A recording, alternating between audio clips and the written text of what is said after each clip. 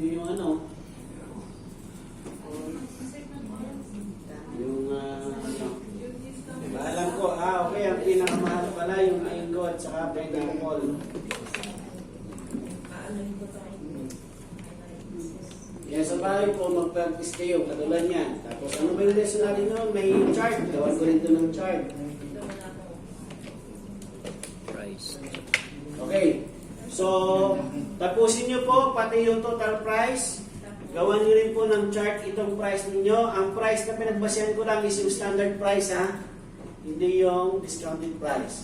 Itong chart na to ay sa standard price. So, lagyan nyo rin po ng chart. Ito, gawan nyo rin po ng formula. After that, magkaroon tayo ng 50 minutes na break. So, meron kayong 50 minutes plus 10 minutes, 25 minutes. Babalik ako dito ng 10:30. Sir, saan maglagay ng minus? Dito. Sir ba?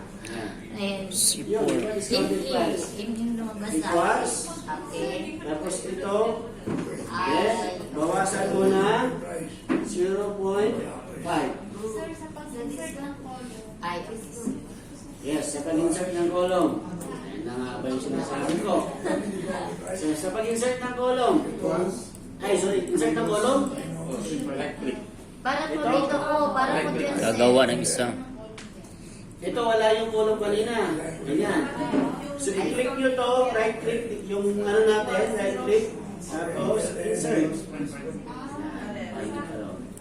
Okay? Oh, yan yung first day natin. Yung mga insert, resize.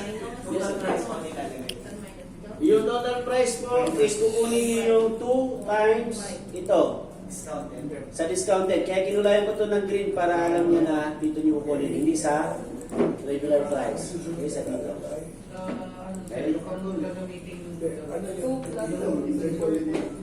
times 4.5. Tapos ito po, gagawa nyo po ito ng chart.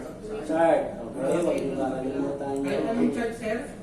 Itong bar chart po. Bar chart, tapos hanapin nyo yung clock dito. Okay? Pag ni-recess ko yan,